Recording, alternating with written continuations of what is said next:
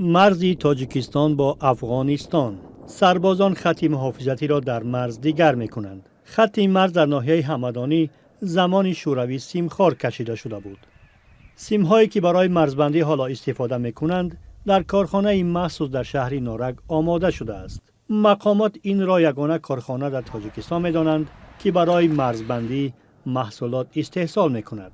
کارخانه صنعتی که نخستین مراتبه در زمان سویت ستوری آماده کردن خطی خط سرحد دولت مستحکم می‌کند. در موضع‌های تیز آب مثل ناحیه درواز مرز با افغانستان را تنها رودی 5 جدا می‌کرد و سیمخواری وجود نداشت.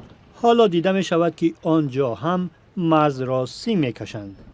مسئولین کارخانه ویژه در شهر نارک می‌گویند کار آنها زیاد شده است و باید بیشتر محصولات استحصال کنند.